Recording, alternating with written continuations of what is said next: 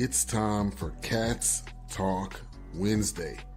Small town and big city joined forces.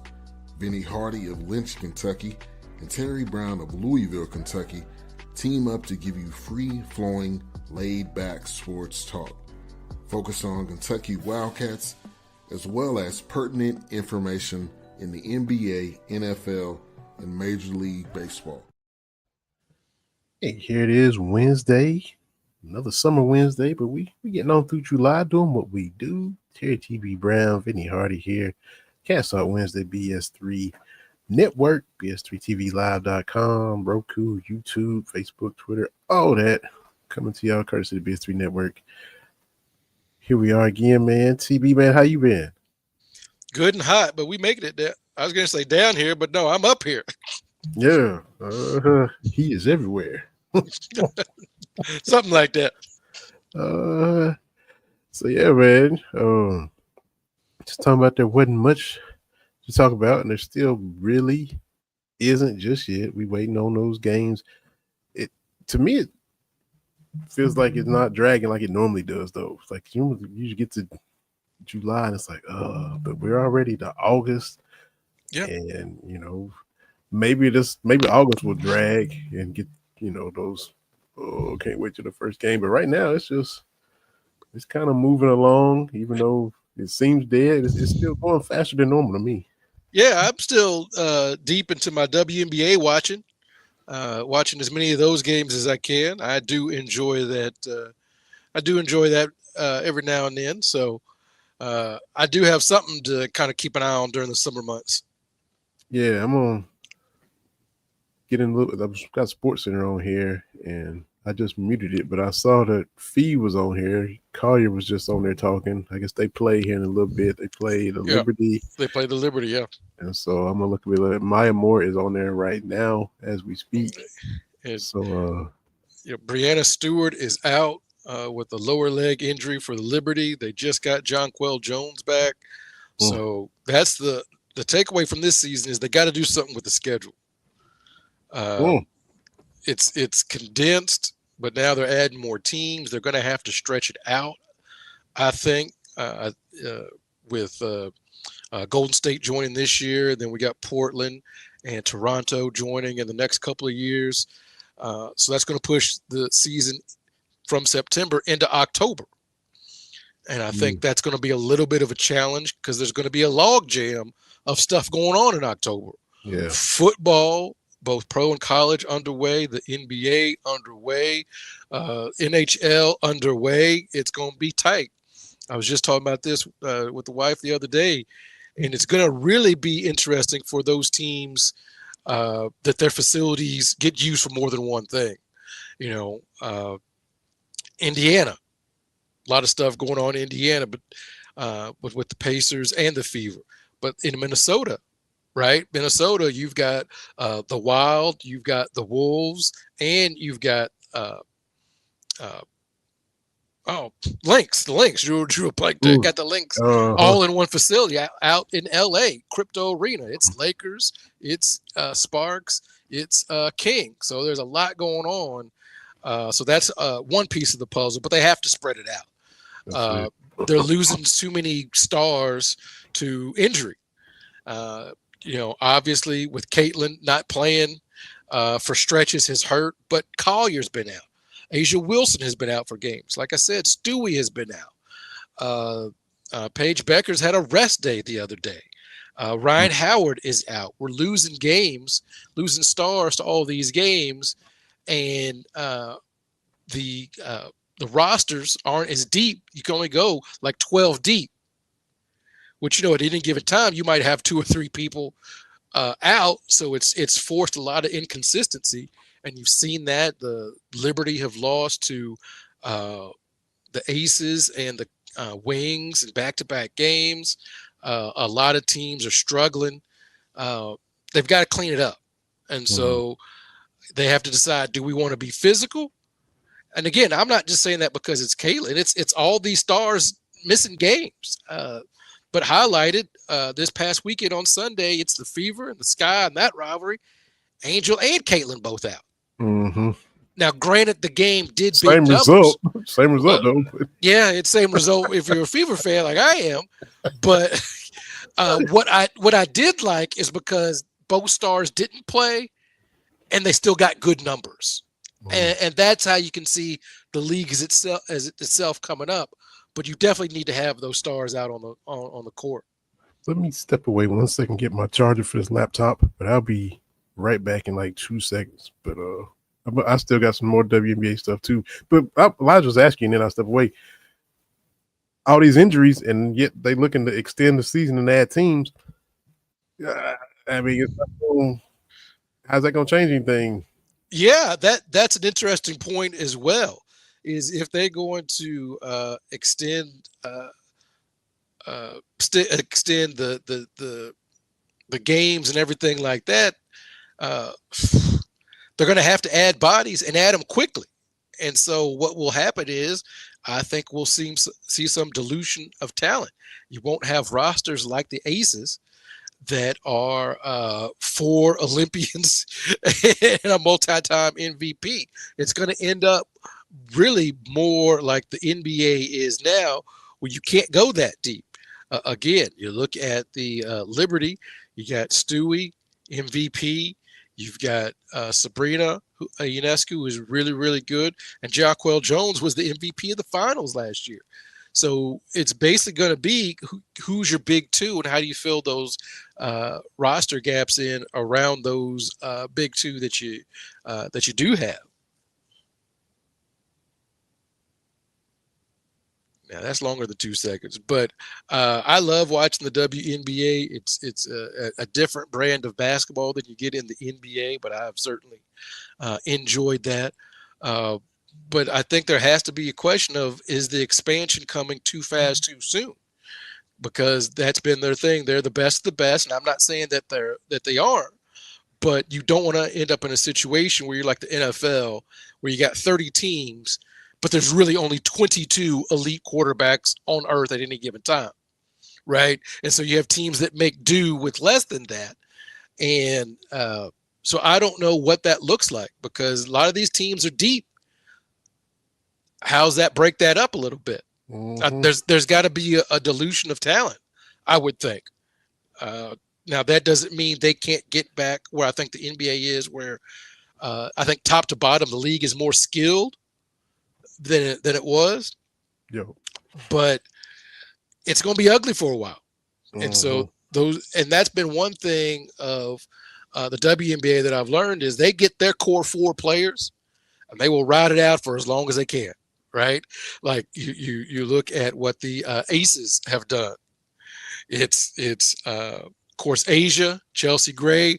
We're going to hold on to our core, and have all this talent. And it's that consistency. But did Plum just get a bag, or she was part of that core too? She was, and she's moved on to Las Vegas, and then the Aces brought in Jewel Lloyd, the Gold Mamba, who I was hyped to see, because I'm a Kobe guy, and before he passed, he kind of was like she's the Gold Mamba, and she's had a struggle the last couple of years, because I'm like, what is going on? Because she did a bunch of cardio when the Aces played the Fever, 0 points, 0 from 10 from the field, and I'm. But she came off the bench the other night and she went for 18. So, but it's really consistency is very important from what I've seen in the WNBA. The teams that are able to keep their core for a long time. But we'll see how it goes moving forward. And the Liberty beat the Lynx in 5 for the championship last year. Is that how that was? Okay. Yeah. And so again, the Lynx have had Fee and Michaela McBride, Alana Smith, Courtney Williams, and the Studs Buds, which was its own thing, All-Star weekend. But they've had roster consistency. So look, it's and the thing is, it's so wide open because of the injuries. The best teams have stumbled against the worst teams, and vice versa. It's wide open. the Sparks have been treading water, and they just added Cameron Brink has just come back, made her debut last night. I had forgotten just how dominant she was. I saw some clips. I was like, oh, yeah. I mean, she's top 25 in block shots over the last 2 years. She only played 20 games. That's insane. Oh. And that's my thing as well. We're going to look back. You know, Gino said what he said about Caitlin, whatever.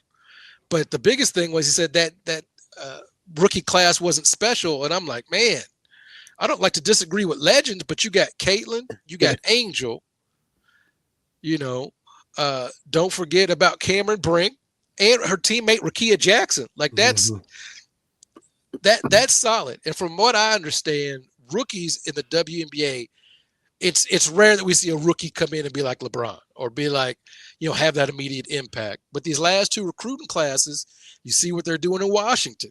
And that's with our girl, Georgia Abor, not playing. Yeah. I mean, they look like they've got, well, they did have 2 All-Stars this year. And hopefully Georgia come back and start running the show a little bit. Like, it just, the last couple of classes of rookies I think have set the, well, I can't leave out Paige Beckers and some other players as well, but man, that's a lot of talent coming in. Now, does that mean they extend out some of the veterans to kind of fill out those roles as the roster expand? We will see. That's going to be part of the CBA. It's got to have roster expansion on top of the pay, right? Like that's always the big thing. But I think there's a lot of things the WNBA is lacking that they could kind of mirror the NBA in that language. Yeah, that's true. And you out here killing the WNBA. We had some guests on to talk about it, but hey, you own it, man. Well, I want to. It's not that many teams. I wanted to figure it out, you know, and still see some of these names that I'd heard of, and I felt bad because I didn't recognize how nice Ryan Howard was. And I'm like, she, of all the, you know, I talk about the disrespected men's players, she might be top 5 disrespected men's and women's players. Like, oh my goodness. I'm looking at her resume and everything. So I really enjoy the WNBA. It's a whole lot messier than the NBA. It's a lot different, but I certainly enjoy it. Yeah. So I'm gonna check out some of the Lynx Liberty. I think that comes on at 8 tonight, my time. 7 your time, I guess. Yeah. And I'll look at a little bit of that. And I don't know, was Sports Center 50 States, 50 Days looked like it might be in Minnesota, if I'm not mistaken. I just saw a flashback of the Twins winning the World Series against the Braves, which I did not need to see. So that makes me think they might be in Minnesota. Because that's still a little bitter pill to swallow. Bobby Cox shouldn't have pitched Charlie Lee Brandt to Kirby Puckett. That was one of the dumbest decisions ever. You know, you gotta. Charlie was older than us back then. Throwing 43 miles an hour. There wasn't even analytics, but a lefty to a righty, you don't do that. And this Pete Kirby Puckett, and Charlie just grooving beach balls in there. And of course he hit the home run to win game 6 to force game 7. And yeah, all right. See, I'm getting all worked up again from the 1991 World Series. But isn't it funny that when your team loses a championship, you can go through it play by play, like you can break it down in your own mind. Like, not to bring up a pain point, but as Kentucky fans, we can all see that shot clock violation in 2015, right? we can all see that. Right, like you could just whenever your team loses a big game, that inclination never goes away. Because I'll be honest, I don't remember until I started rewatching how the '96 title game ended.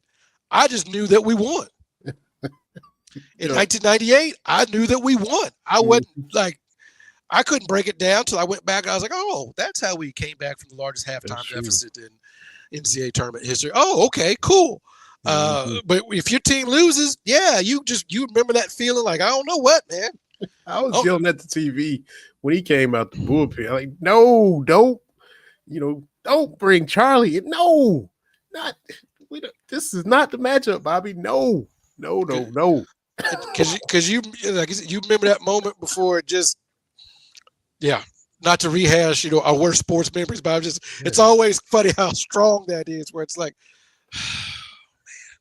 Kent Herbeck pulling Lonnie Smith off the bag. He drug him off of first and they pick off play. Well, man. See?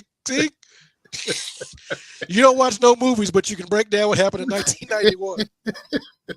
I see how it is. That's it. So, and go ahead. So you say I'm out here doing my thing? Is that you mean what I think you mean? I say it every week. It goes viral every 5 minutes, and you laugh, and then here you are with another one. Don't even realize you're going viral. You and the friends of Buford High School, the good people in Georgia, you around the world bringing attention to Buford High School. I saw that tweet with that $60 million football facility, and I was like, what does the library look like? That's why I quote tweeted. I sent that out into the universe. The good thing is I've got my notification set up where if we're not following each other and you haven't verified, I don't even see a response, because I sent that out there. I didn't think anything of it. I don't even know what I was doing yesterday when I sent it out. I don't even know. And then so a mutual reached out. I was like, hey, man, that tweet's getting some traction. I was like, what? It was at 1,100 views, something like, or 1,100 likes. I was like, well, that's crazy. Went to bed at 15,000, and as of right now, it's 120 something, I believe. And like I said about the Kool-Aid thing, no, Gatorade. Sorry, the Gatorade. I like I said, I don't see notifications. I don't see all that. But every now and then I'll pull it up and I'll look. I'm like, I don't want to have this back and forth. Well, actually, this school, I don't look. Hey, I don't. But apparently, because I Googled it, and I was like, oh, wow, this school does look like a small university. And then another mutual was like, yeah, this is like some super duper high school. I was like, oh, okay, my bad. Well, they got a nice library. Good for them. They do. Yeah. And like, well, point still stands, because I have seen places with awesome football facilities that the library was not great. Yeah. Uh-huh. And then I see people, oh, you must not be from the South. Sir, I am from the South. I do know how they do it. Well, down here in Texas, y'all are crazy too.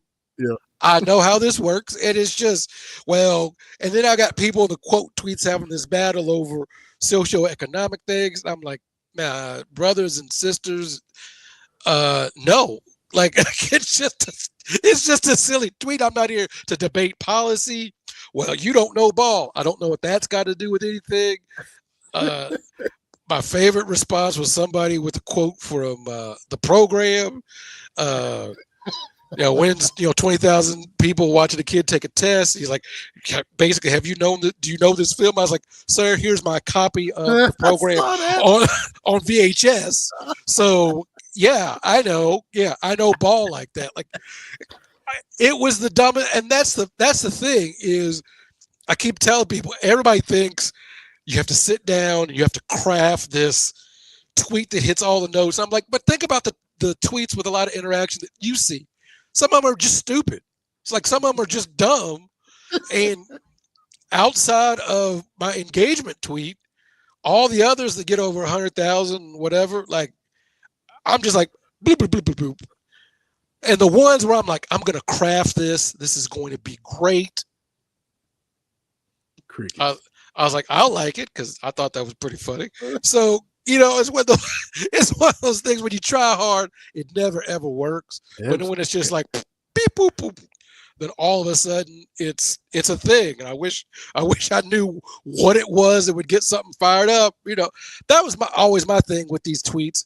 How did it start? Like, if you assume no bots and stuff like that, like, how does a tweet go from this group, somebody with like 4,000 or 5,000 followers, and how does it kaboom? I tried to research who really jump started the proposal tweet, right?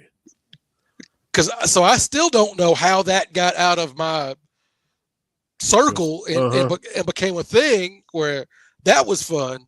That's where I started messing around with my notifications, because everybody's like, I want a viral tweet. You do not want 500,000 likes and comments, and you don't want that, believe me. So like I said, I got to set what I don't even see it. That's crazy. Maybe it is just throw something out there and yours just happened to stick. Like you said, when you craft it and get witty and think you're getting smart, it's just sitting over there, nothing happening. But you just talk so casually. My engagement tweet, but then all the others that are over 100,000 likes, and because you got a viral, coaches have coaching trees. You got viral tweet trees because you got multiple. It happens a lot. Yeah, I'd have to go back and say I probably got about 10 that got over 100,000 likes. Like I said, you don't want all that all the time because if people want to argue or I tell you what I do know is I start when the tweet from yesterday started growing. I do see when people follow me, and I saw a lot of bloop, bloop, bloop. I'm like, I don't know. I don't know what you're here for. And that's the thing too. I never understood why are you following somebody for a viral tweet? Like, it's not great. You're not going to get that content again. Let me tell you. They're just in the moment. They just want to ride that wave and just, this guy's hot. Let's just I don't just does Elon just give you checks? Does he just? That's what you own Twitter now. Is that what I wish I was monetizing that, but we did get free stuff for the wedding, so that worked out. Oh, now I will go back to the engagement tweet because that one I started getting a little concerned about because I didn't want people on the internet making fun of the way I look. And I didn't want people making fun of my wife. But for the most part, we didn't see any of that. The best part about that tweet was people sharing how they had met their spouse over some kind of computer thing, like a web forum or something. So I will go back on those periodically. And there's a lot of good stories on unconventional ways that people meet their spouses. So I do like that aspect of it. But the rest of this, man, I'm not here to argue. Like I told you about the Gatorade. Well, I think the electrolytes are different. All right, great. I don't care. Like, that's not what I'm here for. Yeah. I'm not here to break down the socioeconomics about NIL and high school sports. And, you don't think they can make money? That ain't what I said. Like, I guess I can't be like all flippant because I know what I was saying. I've seen libraries associated with these football facilities. And, where's it going? Mm-hmm. That's all. Like, it's got luxury boxes, and come on, like what? Yeah. Like they better win some state championships. That's all. I mean, But I'm the crazy person for asking where the library is, and this thing's got like 10 to 15 skyboxes. And nobody sees anything wrong with that at the high school level. Yeah. 4.7 million views in 30 hours, 29 hours. Yeah. Unbelievable. You mentioned before we came on that you got your settings. You said, quote unquote, like celebrities, that there's this criteria that they gotta follow me and they gotta do this and that for me to even see the tweet. So my question, I mean, will Kentucky put another jersey in the Raptors before you see a response to your viral tweet? Which is more stringent? Which criteria is more stringent? Man, you know how I feel about getting those guys and ladies up in the rafters. Will Tayshaun get a jersey in the Raptors, or will you see a reply to a viral tweet? I'm just wondering. I'm just wondering.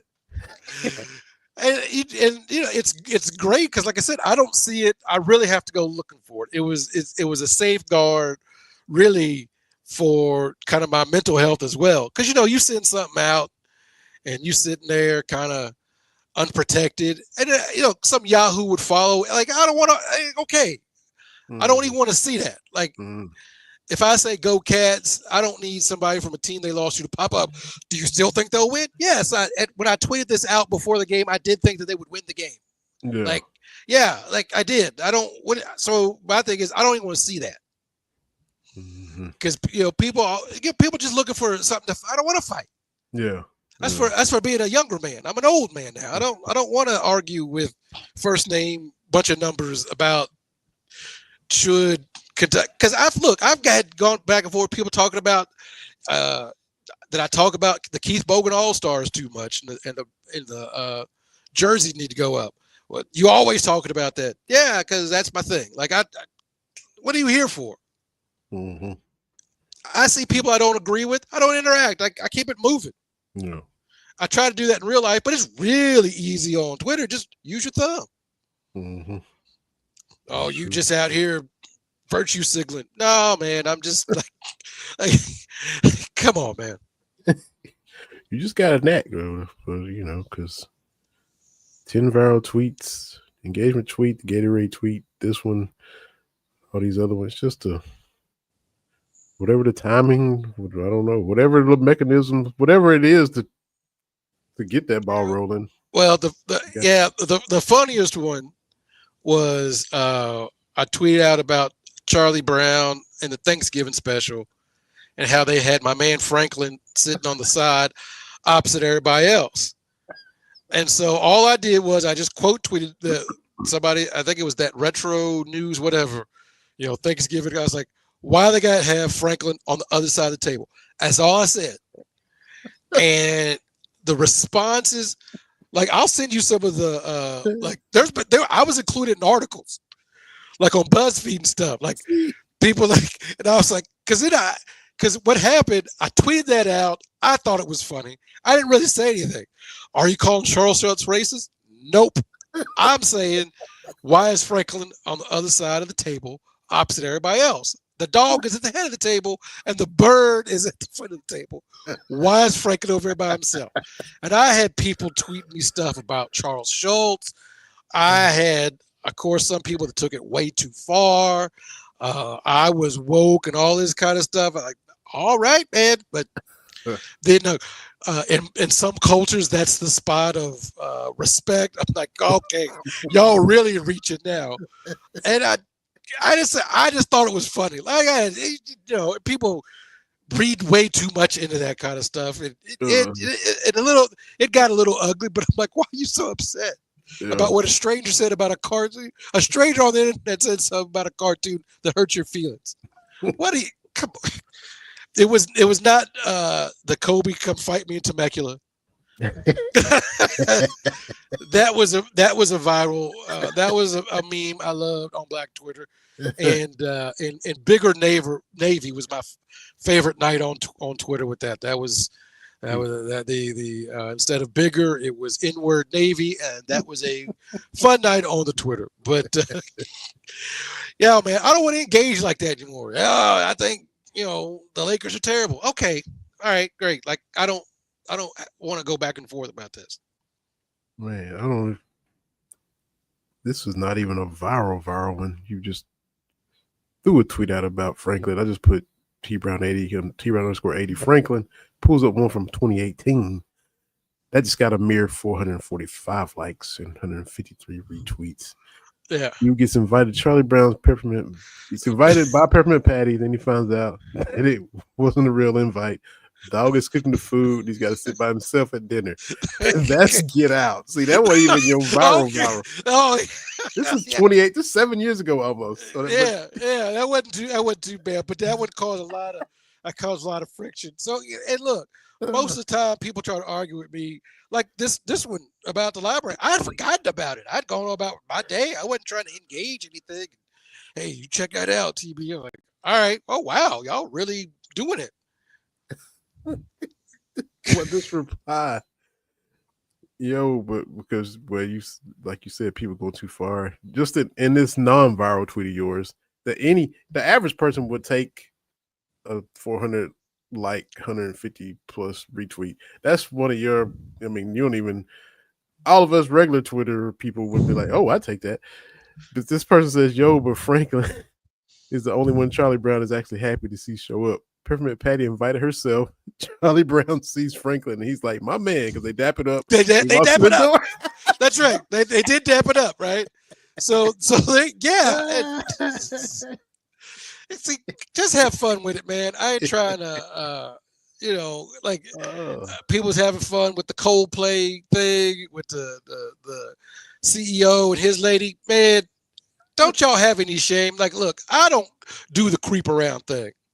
I got one woman at a time I'm trying to keep focused on. I don't know. I had friends that was dating 2 or 3 at the same time. My attention span don't work like that. Like I ain't gotta, you got to worry about where you're going. You can't go to the same places you go with the other one because somebody might give you out. Like, no, man, that seemed like way too much. Like I'm one person at a time. So when I see somebody getting caught, you kind of want to get caught Mm. out here they in had to public. know. The camera, when the camera hit them, they wasn't like trying to not. They was just comfortable. Like they didn't even think that the camera wouldn't find him. I mean, who knows? How do you not in that situation be like, well, oh, it just panned on that couple, And that couple. We're coupled up, but it won't. There's no way they're gonna. Oh God! And that's a rookie mistake. If you'd have just chilled, we never would have seen nothing, man. Yeah. You got to go. That's where you have to pull a Shaggy. It wasn't me, but she called me on the counter. Wasn't me. Like she walked in. What do you mean it wasn't? You got to ride that out to be like, wasn't me. As a rookie move. And the people laughing at him. I don't know if they knew him. It was with about entourage. They all went together, but they were just, Yeah. So the internet was funny with that. Yeah. I hate the Phillies. I hate the Phillies, but they did it the next night, and the Philly fanatic and Miss Fanatic, and I don't get a Phillies credit for anything, but it was well played, Phillies, because they did that little Philly cam, and Mr. Fanatic and Philly Fanatic was doing, clowning them, and well played, Phillies. I hate the Phillies, but y'all, well played. So take me back to that internet where it was fun, and you're like, man, people really are creative. Like some of that stuff. One of my favorite Twitter threads is the man that was critiquing Michael Jackson's "Remember the Time" video. That thread was awesome because he was like, "You don't brat dot dot in another man's house." I'd be mad. If somebody went brat dot dot and looked at my queen and I'm a king. Oh yeah, he gotta die. But some people like he break it down like that. Like that's creative. I like that kind of stuff, man. Yeah, for sure. Yeah. Michelle with a couple comments. I appreciate that, Michelle, because she just randomly just threw a Dallas joke at me about the Cowboys. Just a stray last night out of nowhere. What's the difference between the Dallas Cowboys and a dollar bill? A dollar bill is good for 4 quarters. I was like, what? What did I do, Michelle? But she said no more Dallas jokes. But yeah. Well, I saw something talking about Dak Prescott. It's getting close to the start of the season where everybody gives these rankings about everything. Like in sports, we don't actually see who wins these games, right? Uh-huh. But I don't know. One of your Cowboys fans said something about Dak in the playoffs. Because the only reason I saw the tweet, it made it over to 49er Twitter. Like we saw them 2 games against San Francisco. Like y'all know there's tape out there, right? Uh-huh. So. Look, I did see a tweet. I meant to send it to you, but you know how you look at something and it's like boop boop. That's one thing. Mm-hmm. But it's like I have said on the show, there aren't any bandwagon Cowboys fans. Oh no. Mm-mm. Like the bandwagon is 30 years old. Like these are diehard fans at this point. Mm-hmm. Like hey, would you see somebody tweeting, "How about them boys?" Like, hey. That's solid, man. They weathered season fans, yes. These fans don't even know that there are games that take place in January and February. My sister's a Cowboys fan. She said, this is a current member of the Dallas Cowboys cheerleaders and a member and 2 members from their Super Bowl winning tweet. And it was a young lady with 2 elderly ladies. So I mean, we're laughing at ourselves at this point because there's nothing we had no choice. We just gotta laugh at ourselves, man. And so with the 49ers, we out here rolling the dice. for the last 6 seasons, it's either been NFC Championship game or better, or 6-10, or 6-11. So, do you think we're gonna get 6 wins? Because if we get more than 6, we're going to the championship game. That's how it operates. Man, that's the gamut, man, for real. Yeah. So. Yeah, it's either miss the playoffs or NFC Championship game for like the last 15 seasons. So is your guy? Was it Jennings from Tennessee? Was he fussing about his contract? Is he in the fold? He good now? Yeah, they got him taken care of. I think this is probably one last go round with this core group, and see what they do. I'm kind of all talked out of the Brock Purdy-ness stuff. Is he top 10? Whatever. And, I know you saw the back and forth. Would you rather have Jalen Hurts or Cam Newton? And I'm like, we are really understating Cam Newton. Like, I don't think he's Hall of Fame caliber, but when he was on, he was on. Like, we don't need to do that. And then it's a situation where Hurts, okay, he's not going to put up 4,000, 5,000 yards passing. That's not what they're asking him to do. Yep. Can he be elite at what they ask him to do? Yeah, obviously. And so it's so dumb to rank these guys, right? Like, my whole thing is, I honestly think the Chiefs and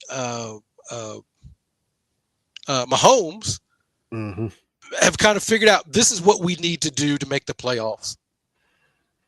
And so I don't think you're going to see him out here with these 5,000-yard seasons anymore. Yeah. I just think they have figured out this is what we need to be ready for the playoffs. So what do you mean? And my question is, what do you mean? Is Mahomes better than Josh Allen? Yeah, or Lamar Jackson? Yeah. Or your boy for Cincinnati. Joe Burrow, yeah. Joe Burrow, right? Like, what does that mean? And so I don't know if you saw this clip kind of floating around. Somebody had uploaded like the first 4 or 5 minutes of Game 6 of the 1998 NBA Finals. And we've come full circle because a lot of youngsters are like, this is terrible basketball. What is this? And so when we were looking back on what our dads grew up on in those Wilt days, like it's now come full circle. And the stuff we grew up on is now terrible basketball.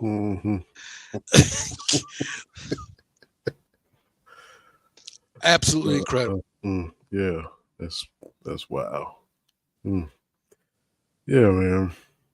So, but Game 6, Utah. That was I mean, it's different, but you had post play, you had mid range, you had it's good and bad. You mentioned the low scoring back then that we, the 87, 85 games after, but we just took it all, and those Knicks Heat series were they were brutal to watch. Yeah. I forget who the article in Sports Illustrated, but I think it talked about it was defending the Rockets going back to back, I think, because they're playing the Knicks in 94, and then it's more up and down against Orlando in 95. But they said that Knicks series had all the finesse of a sledgehammer. that's basically, because it was rough and tumble. Derek Harper, a big physical point guard for the Knicks. He was a problem because he was trying to bully Cassell and Kenny Smith, and because he had a size advantage over them, much the way Magic used to do. I mean, it was Showtime, but Magic used his size against every point guard he had. Derek wasn't big as Magic, but he was bigger than Kenny and Sam. So he was, I remember that, I was like, I hope they can hold up. And, I remember being nervous at the time because your team is in how it is when your team is in the championship. But yeah, it was, it isn't as up and down, and maybe it's aesthetically pleasing as it is today, but hey, it was fun at the time. Well, speaking of that, did you see your former GM for the Rockets, Daryl Morey, over there in Philly? Look, man, he gave away the game with this quote today. I've talked to a lot of people. They all say that there should be an asterisk on the 2020 Lakers championship. But if the Rockets would have won it, it would have been okay. And we're to that point now. One is 2025. Yep. That championship, what do I always say? Were other teams trying to win? Did other teams have the opportunity to win? Mm-hmm. And so because it's the Lakers and because it's LeBron, everybody's doing these somersaults on why they specifically deserve an asterisk. Yeah. They were the best team in the West. The best team in the East was Milwaukee. Well, Milwaukee lost. Well, Milwaukee did that a lot, except for the one time they didn't. The one time Milwaukee didn't in the playoffs, to be honest, right? So and so I see a lot of people, even non-Lakers fans, like, all right, time to wrap that up. Like, I know you want to get your jokey jokes off, but the Lakers wasn't playing. They weren't scrimmaging themselves in the finals in the bubble. So right. And then I saw somebody, a Spurs fan, Lakers fans talk about that '99 title. Ain't no Lakers fans talk about the strike short. Like, no, man, I've never heard that in the wild. Like, I wanted to beat the Spurs. Yeah. And they swept us out in '99. Like, I remember that. Mm-hmm. But then I'm like, I also remember what happened after that. Okay, so there's no conspiracy or anything, but I get it. Everybody had to get their jokey jokes. It's got to have an asterisk. All that kind of stuff. Everybody jokey jokes for the in-season tournament. Yeah. Because the Lakers had to put up that banner. Like, we got 17. Like, why? Come on now. Use your noggins. Come on now. I mean, if 48, 49, 51, and 58. If Louisville won those, they'd have 6. And you'd think they wouldn't be talking about the 6-time NCAA champs, and they wouldn't rank higher in the top 10 programs. They'd be a lot higher on the list than they are if they had those 4. It was a whole different era. It was a whole lot of different. It wasn't modern, but there was a tournament, and we had a winner. And exactly. And I looked because people were like, oh, Kentucky, the only ones. Every team that won from 1939 Oregon forward, every team has a banner that says NCAA champs where they play. Mm-hmm. Everybody recognizes that, right? Mm-hmm. And I get it. But like I was talking about with that clip from the 98 final, like, we're finally to the point now where people are discounting what we all saw. Yep. And that's what I hate about some of this revisionist history, man, because even Shaq's coming out. Well, it didn't matter who I had. I could have won 3 championships. We were there, man. And that's what I've always tried to tell people that try to tell the tale that Kobe was just along for the ride, right? I was like, no, I watch every one of those games. Mm-hmm. And when your main person can't shoot free throws, you need someone on the perimeter to close these games. And he did, right? All this revisionist history, like you talk about, especially with like your 94, 95 Rockets. Well, nope, they won the championship. Yeah. There's no, and the difference between like our dad's generation, like we've got, go watch the game. Full game, yeah. And they defended the title as a 6 seed. No home court throughout. I think Joe Dumars said it. He said, because he's an authority on going back to back. He knows what that takes. And he said, you have your hurdles and obstacles when you go try to repeat. And he said, the Rockets doing it as a 6 seed. It's like they had hurdles in front of their hurdles. Yeah.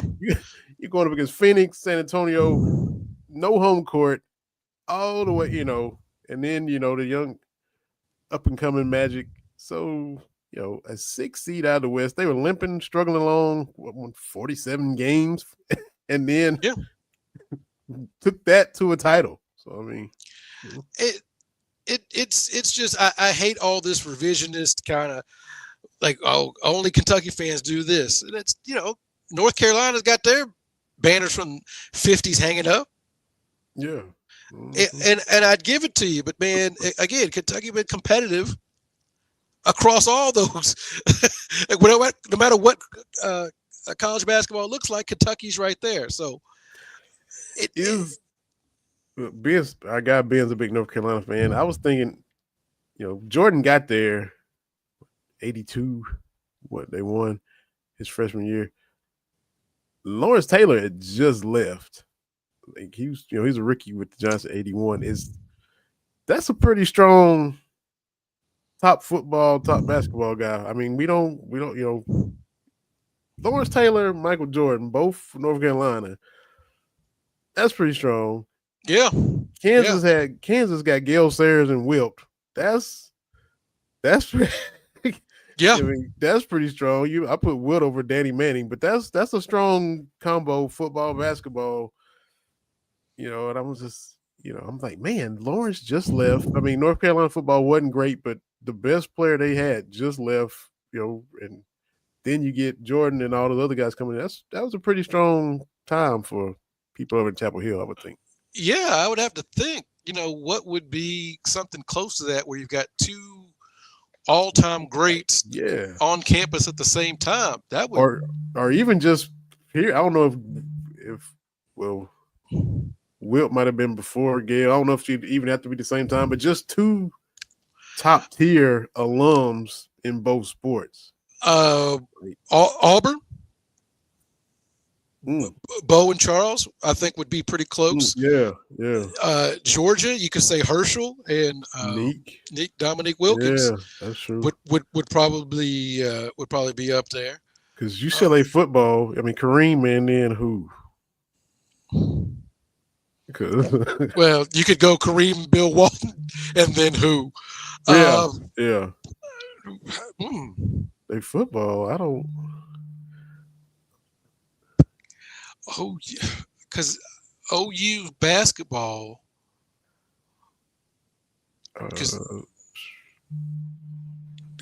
OU basketball. Because I know Wayman Tisdale, Stacey King, Mookie Blaylock, Trey Young. But it was somebody there with Barry Sanders in '88. Would that be Oklahoma State? I'm getting my Oklahomas confused. There we go. There you go. There you go. But I'd have to think about that because Texas. No. Texas basketball. Because you got Earl Campbell. I'm saying Earl Campbell probably. Yeah. Top in that list for football. Texas basketball. Earl Campbell, Kevin Durant.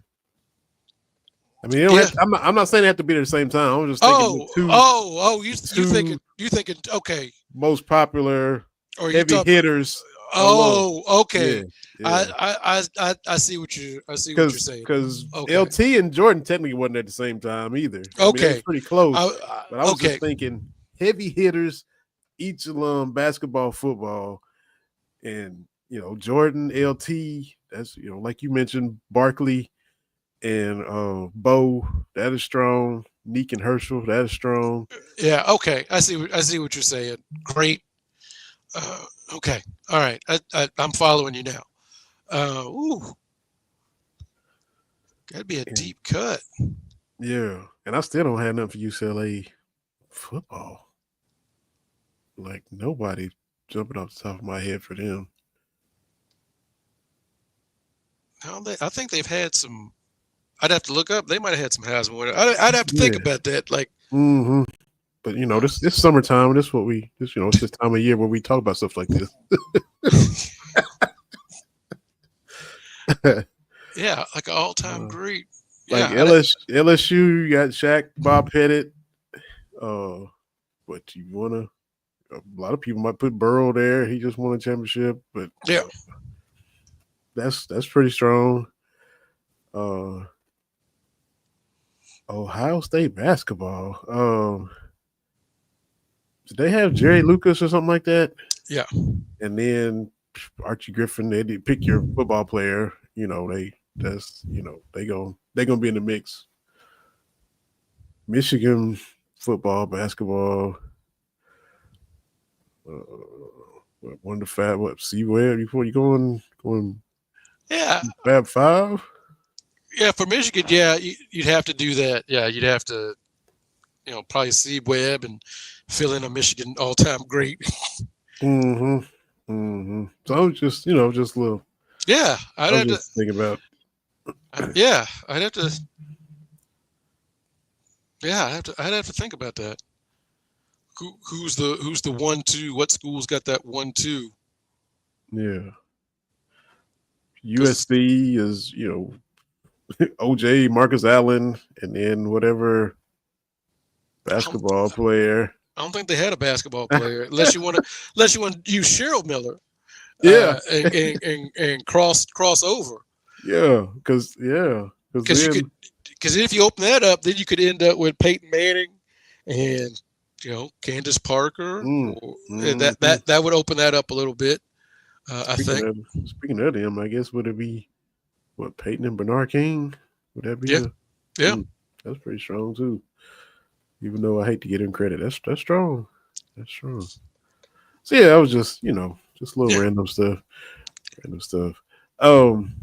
We had mentioned Jennings, your boy for the 49ers, and how they took care of him and he's still there. But I saw where you and our guy Vince Ferrara would be tweeting about him because, of course, Vince covered him when he was at Tennessee.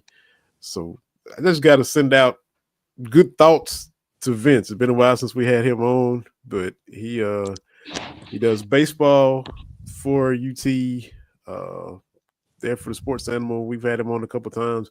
Saw he put out on social media he's having the first of 2 hip replacement surgeries today. So just hoping all that goes smooth for Vince. And I think he said his sister, he's from Tampa. I think his sister was coming up, to be there through all the rough stuff when you're first getting back on your feet. So just good thoughts to our guy VF. Because that's a tough road they're coming up with. Not one, but 2. A lot of rehab involved in that. Yeah. And she couldn't make it this week, but we're gonna bring on the missus to talk about Ryan Sandberg, and his passing, and because pretty much she said, "Hey, this is her Jerry Rice." So definitely want to get her to come on and talk about it. We talked about before we started. Why the Cubs and the Braves have these bizarrely diverse fandoms.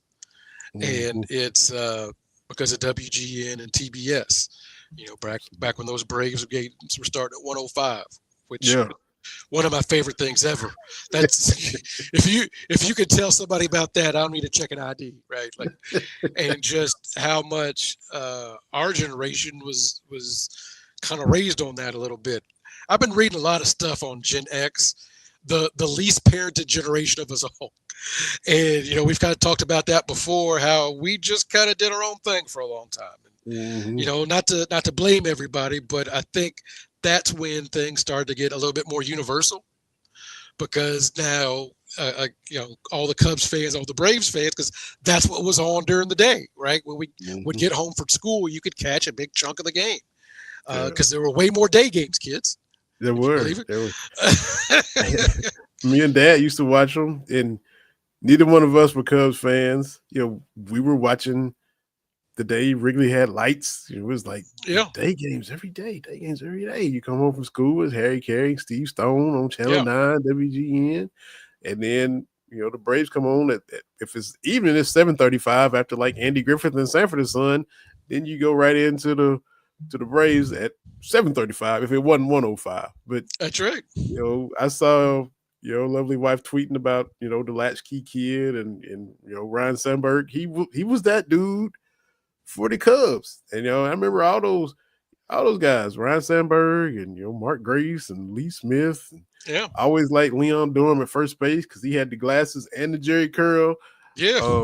So wasn't a Cubs fan, but me and Dad would watch them, and we'd always chuckle because if the Cubs were struggling, because they struggled too, just like the Braves. They weren't great teams. It was lean years, but Harry get frustrated. Something happened and they make an error that extends the inning, or the other team gets a 2-out hit that sparks a rally for them, and Harry just, boy, oh boy, he's so done with him, man. That was the funny thing, because neither team was good during this stretch, but they became everybody's teams just because of the reach. And look, I know we've talked about this before about our generation, but the '80s is really when the world got smaller, right? That's when, because of cable, you could be a Cubs fan coast to coast. You could be a Braves fan coast to coast. You could see the same reruns on cable stations, and so the world started getting a whole lot smaller. I know we've talked before. People have said that the music of the '80s wasn't very good. I'm like, man, I know an '80s song when you hear it, when you get them synthesizers going. Like, I just think that, especially the older millennials and the younger Gen X, man, we hit that sweet spot. We are the latchkey Oregon Trail generation to take it from rotary phones to cell phones. Like, we remember what that world looked like when you had to call in to get the movie times or check the newspaper, stuff like that. Things that kids don't have to do. I know you don't watch a lot of movies, but a lot of these movies, a lot of the plot points get solved if you got a cell phone. And so, if you watch these movies now, to have these zany adventures, something got to happen with the cell phones, right? Something, whatever. It was just a different time, and like I said, that's when the world started getting a little bit smaller, and because computers were doing their thing. I know I sound like an old person, but the world was. I look back on some of that stuff. I'm like, did we really do that? Did we really? Yeah, I guess we did. Yeah, I've tweeted it out several times, usually for Braves reasons. But that first Braves game, there was a picture. My dad took the picture with my granddad and my aunts, because my dad's sisters were in Atlanta. We're there at Fulton County Stadium. First MLB game, because my dad was a Mets fan, but he knew I was all about the Braves. I'm a TNT kid, and at 7 years old, Murphy was kind of larger than life. It seemed like this team is terrible, but every time he gets up, it seemed like he almost hits a home run. So Murphy was my dude. You get the Hawks games, Neek was my guy. So I was all Atlanta for baseball and basketball. So Dad takes me to Fulton County Stadium, and they're playing the Cubs. And so I found that picture, went to Mom and Dad's, found that picture, looked up the box score, and I'll tell this again if your wife comes on, we talk about it again. It's August 21st, 1985, Cubs at Braves. The Cubs won 9-5. I knew who Sandberg was. I knew who all those guys were because of WGN. So I was familiar with the opponent. We sat third base side, like first row, second level, and we could look up and you could see the press box. We saw Harry calling the game there in the press box. I wasn't there to see Ryne Sandberg. I wasn't there for him, but he went 4 for 5 and had 6 RBIs that night, and the Cubs win 9-5. He beat us all by himself. He beat us 6-5 by himself. Those games where it's like, oh, Terry Brown 8, the Knicks 7, when guys start off hot like that. Yeah. Sandberg single-handedly beat the Braves that night. But I was there to see Murph, but Sandberg showed out, and I'll tell your wife the same thing if we talk about Ryne again, because he was that guy for the Cubs, just like Murph for Atlanta. Sandberg but 9 straight Gold Gloves, I think he won. Yeah. If I read, so I went to school with guys who were Cubs fans. Shout out to Jermaine Simmons, Jeremy Parrott. They were diehard Cubs fans, played for the Cubs in Little League. Work with a guy now, Justin Bartley, huge Cubs fan. Your Iowa Cubs right there, the AAA. Well, down here in AA, we got the Tennessee Smokies. They are moved back to Knoxville now, but we go and see the Smokies. They got a new stadium. They relocated back to Knoxville, so they're Knoxville Smokies. Ryan Sandberg came down here and managed the Smokies. So there were some times we going and watching the game. Ryan Sandberg hop out and, with the lineup card for the riffs and making pitching changes and going to the bullpen. Like I saw that dude at 7 wreak havoc on my Braves. Here he is now, Hall of Famer managing. So just, hated to hear it, when he passed and had cancer. But and I follow a lot of Chicago fans of our age, and sometimes they just kind of boo to who. And I'm like, y'all grew up with Ryan Sandberg, Michael Jordan, and Walter Payton. That's strong. That's local people that you could like. That's pretty good. Yes, it is. Like to have those three at one time. That's pretty good. Like that's something else to think about, right? Like if you were in one city, what was the time where you could see all these greats? Because out in the Bay, right? They've had some greats go through. But don't tell me, woe is you, and you got to see those people in their prime as a kid. That's pretty good all at one time. Yeah, for sure. When you put it like that, that really. Because I saw a thing, it said, MJ 23, right, is at a different level. But if your next 23 is Ryan Sandberg, that's pretty good. And if you throw in Devin Hester. Oh yeah, that's a pretty good. That's a pretty good number there. Yeah, for sure. Somebody put a shot like behind the home plate. I guess they were playing the Astros, and it was Ryan Sandberg at bat against Nolan Ryan. It was like, man, that's so just But he was consistent. He was the face of the Cubs from that generation. Was it 80? 84 and 89, they made the playoffs. They got, 2 good years, kind of like, I think 82, 83, the Braves had some good years under Murphy. Murphy went like MVP. Yeah. My guy Terry Hansen did a whole documentary way before Hard Knocks, but they just followed that team. It's called It's a Long Way to October. He sent me a couple CDs, and you can actually watch where they just follow Murphy and the Braves. Joe Torre's the manager. Bob Gibson is the bench coach, and they just chronicle. I think they started off like 13-0 or something like that. But so they had a couple good years, even though they were for the most part the dudes for some bad teams. But, So there's a lot of overlap with that there because oh man, because Chicago, because Kate's little brother is a Braves fan. Right, like one of their things was what channel the game would go on to, right? If it was going to WGN or TBS, so that's one of those things. And to be keep it 100, Harry had a little more personality than Skip. It was a little more entertaining for the Cubs. Everybody always make fun of Skip. I'm base at the right field, but Harry was. I think the Cubs guys were a little more entertaining, if I'm being honest. But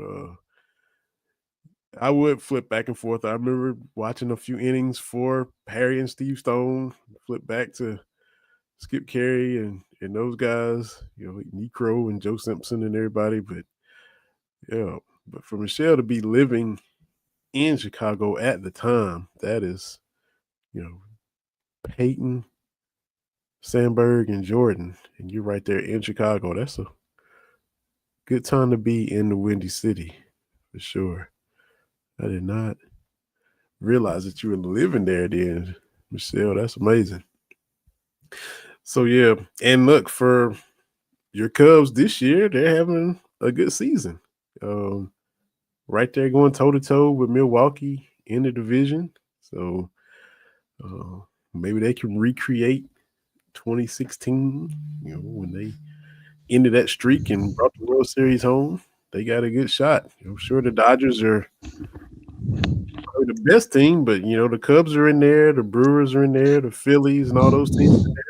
Chicago could come out of the National League. Yeah, absolutely. Absolutely. That I follow a lot of Cubs fans, and I'm like, we've talked about this before. As a baseball fan, I can't get up for every single pitch, right? Like the so many games above 500. Like, why? I get it. You want to win every game, but I can't be ups and downs. I'm only like that for Kentucky men's hoops. Kentucky men's hoops, every win, we win a championship. Every loss, we never win it again. There's only one team I can be like that with. And that's every bounce matters when it comes to Kentucky hoops. But yeah. I can't. No, man. Like I can't get up and down. The season's too long. Mm-hmm. And every team that wins a World Series has a stretch where they play poorly, and every team that's terrible has a stretch where they play lights out. So I can't be riding the highs like that. Dodgers are 7-13 in their last 20 games right now, so they're in a lull. Yeah, you just can't. You can't be on 10 for 162 games. No, you're gonna have some backsliding. So yeah. I can't ride or die like that anymore. Mm-hmm. Yeah, for sure. So yeah, we definitely had to talk about Rhino. And Michelle was living there at that time, so that's amazing. It's a good time to be in the Windy City for sure. Too, man, this is belated, but our guy, the KY Sports guys, they were both English teachers. Brian Stockton retired. So congratulations to him. Anybody that retires, I ain't mad at him.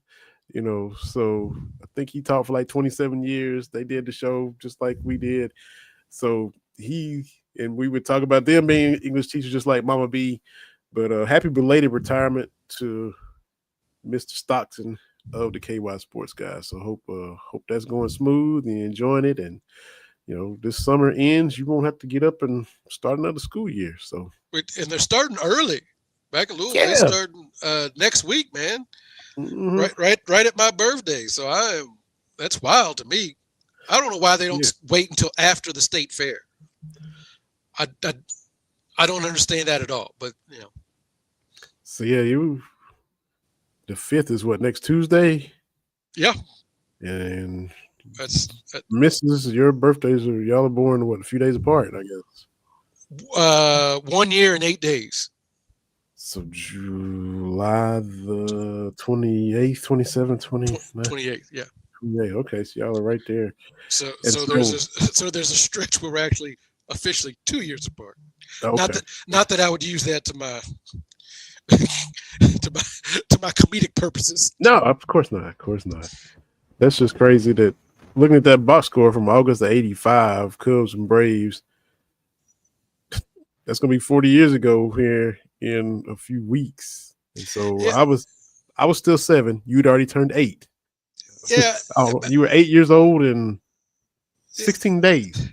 My thing is, I saw a tweet today. This person said that he just told somebody that I'm trying to remember the phraseology, but he was only in his 20s. And people talk about how old he is. It's like, we got a real problem with time and age. Like, if you got a 2 at the front of your age, you are not old. I'm not here for that. But the same token, I hate tweeting out stuff and people respond to me like I'm a whippersnapper. I'm almost 50. Like, you can't sport and pat me on the head and all that kind of stuff. Like, no. Once you get a mortgage and you got kids in college, you can't talk about no, it doesn't work like that. Because the stuff I remember is 40 years old at this point. Yeah, because that was 40 years ago. Well, I was like, man, 85. So it's weird that you can say you remember something from 40 years ago. Yeah. But that's we can. Yeah, that's the thing. When it started, this was such and such 40th anniversary. I'm like, it can't be, because I remember that. We start to get in that stuff where it's like, I remember that. Or like I told you, African American history account I follow. Talk about people in their Sunday best and this black and white photo.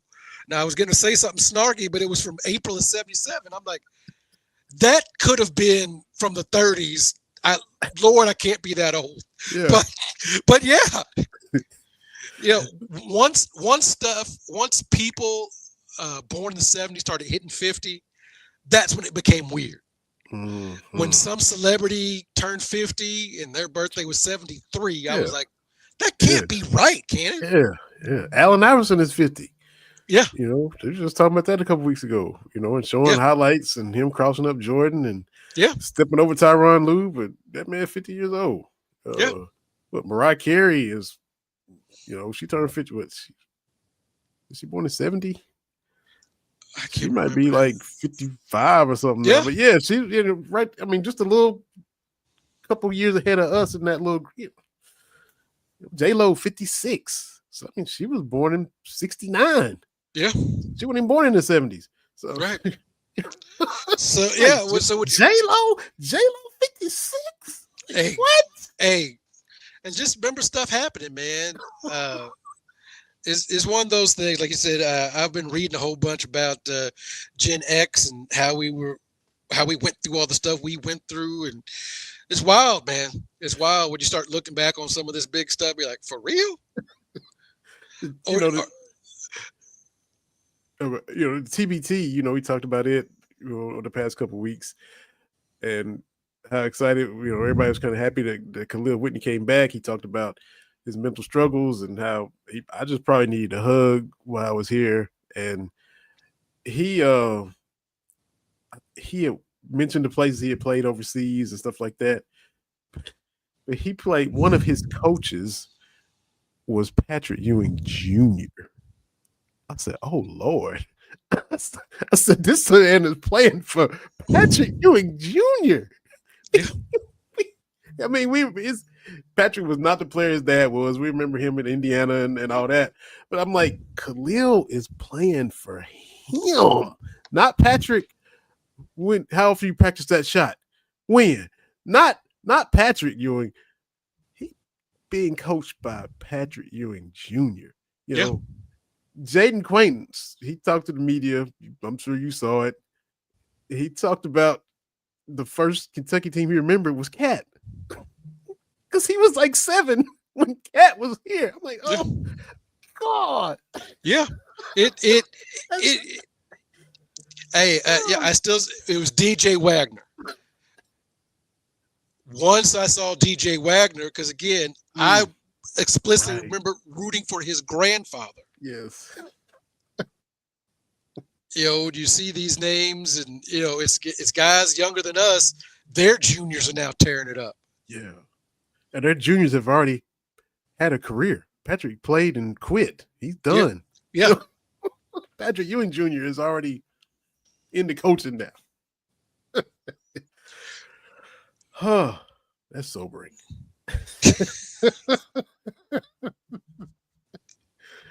Oh man, the Lynx has got their starting lineups. I'm gonna pull for them. I think, if I remember, I was hoping they would have beaten the Liberty. I didn't follow it game by game last year, but I was hoping they would have beat New York, because New York's already won a couple, right? No, last year was New York's first championship. Well, still, they just something not as likable about them. Even you just don't like New York. I think maybe my comments was beating the Liberty back in the day. Yes, so that's why.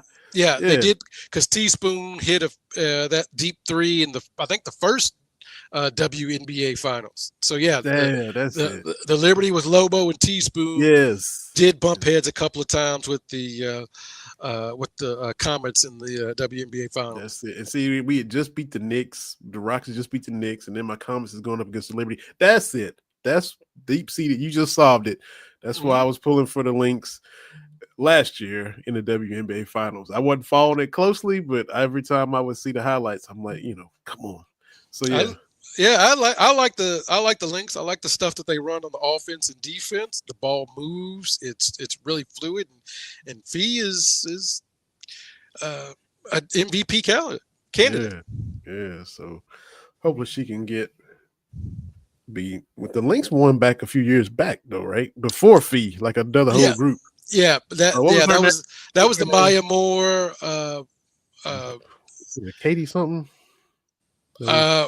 Oh yeah, because that Lindsay Whalen, Yeah. who is, if you ever look her up, like she's born in Minnesota, she went to the University of Minnesota, and like 10 of her 11 years in the WNBA, she was in Minnesota. Yeah. So she's a hometown legend. Mm-hmm. And so the Lynx have won 4. Okay. The Comets have won 4. Mm-hmm. I'm trying. I think Sky have won 2, maybe. I'm trying to remember how that's going. Detroit won 3. Sparks have won a couple. Yeah. Okay. Indy has won. Of course, the Aces have won 2. The Mystics have won with that Elena Della Don. Oh yeah, hey, she was a bad girl too.